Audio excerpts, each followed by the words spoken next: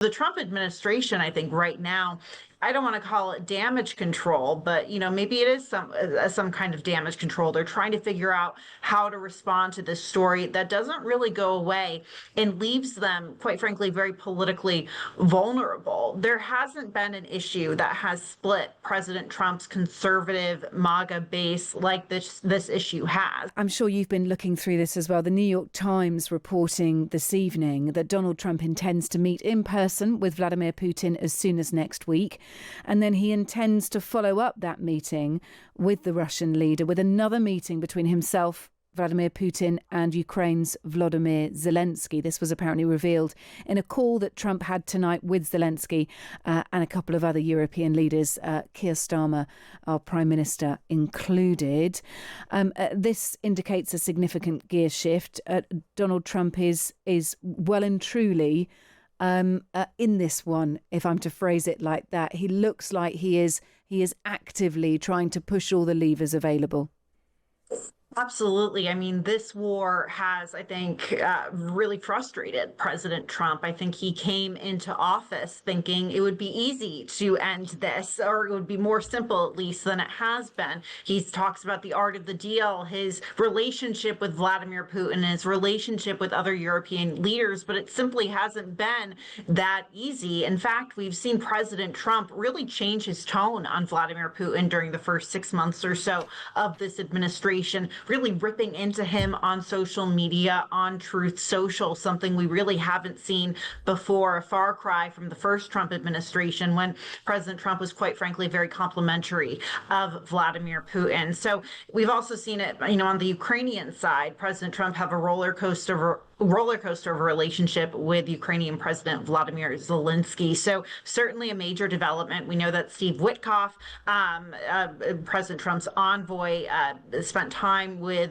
Vladimir Putin. President Trump was posting about that on Truth Social, posting a little bit about these conversations he's had with European Union leaders. But the New York Times was first to report that this meeting will reportedly take place next week, or meetings. Yeah, so all eyes on that. Donald Trump face-to-face with Vladimir Putin. And then there is the proposal that Putin, Zelensky and Trump will meet face-to-face. And I'm trying to search back through my memory bank, but it has been a considerable amount of time, if there's been any time at all, when Zelensky has met with Putin. Donald Trump is going to be there in that trio as well. But if that meeting, and there's no absolute clarification that meeting of the trio will take place after Trump initially meets Vladimir Putin. But it is an interesting thing to consider. And the optics out of that will be, the lines, if we get them out of that, will be absolutely fascinating. This comes on the back of the news that Donald Trump has hit India with an extra 25% tariff for buying Russian oil. A 25% tariff was already in place, of course. So now 50% trade tariffs are what India must bear. That is the highest of any country in the world, joint with Brazil. India says the additional tariffs are unfair, unjustifiable and unreasonable. So Bill Browder is the author of Red Notice, How I Became Putin's Number One Enemy. And he told me this evening the sanctions could have a significant impact on Russia's war effort. What they decided to do to India today could potentially be very much helpful towards ending this war, because over the last 3.5 years since the war started, India's bought about $350 billion worth of oil from Russia. That's $350 billion that India has basically supplied to the Russian war machine. It wasn't that long ago that Donald Trump was calling India a friend. Yeah, it's interesting to see how all of these relationships with world leaders seemingly change, in the blink of an eye with President Trump. I mean, Indian Prime Minister Modi was here in Washington not long ago, really looking to meet President Trump in person during his second administration, make an impression.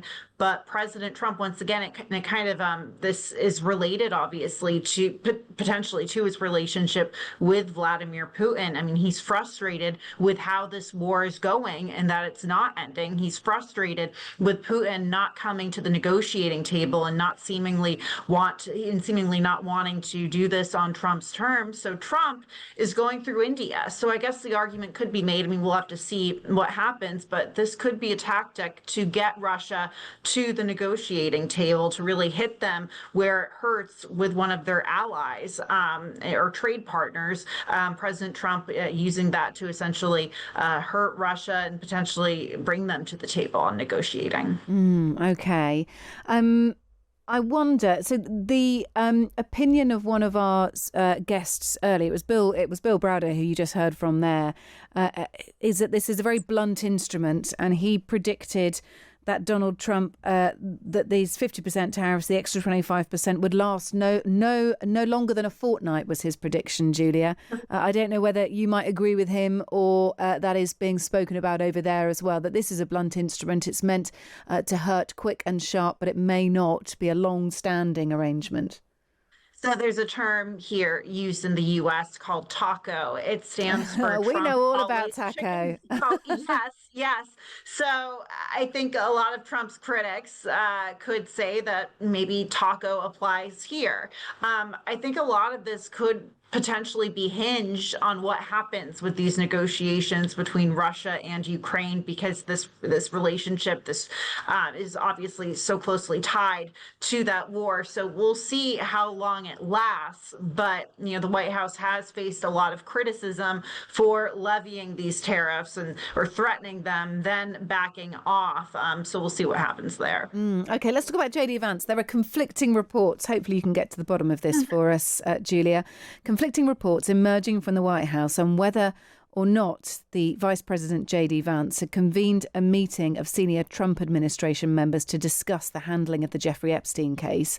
The Vice President's team have denied the meeting was related to Epstein, although multiple news outlets have said the opposite. CNN reporting the VP met the group to assess whether or not to publish an audio recording and transcript of the Deputy Attorney General Todd Blanche's recent conversation with Epstein's accomplice Ghislaine Maxwell. Maxwell allegedly told Mr. Blanche she had no evidence that would incriminate Donald Trump. What is the truth of this? Well, look, we're hearing obviously conflicting reports. A lot of U.S. outlets, we've reported that this meeting is happening. However, JD Vance's team pushing back on this. Regardless, I think this shows that this story is not going away, the Jeffrey Epstein story, and the administration knows it. Even when President Trump is landing in Scotland, for example, it's the first question, or one of the first questions he's asked from last month when he was on the roof of the White House yesterday. I believe he was asked about this. So the Trump administration, I think right now, I don't want to call it damage control, but maybe it is some kind of damage control. They're trying to figure out how to respond to this story that doesn't really go away and leaves them, quite frankly, very politically vulnerable. There hasn't been an issue that has split President Trump's conservative MAGA base like this issue has. You also have a lot of Republican lawmakers who want to dig deeper into this issue. You have members of the president's base who aren't happy with how the administration has handled this issue.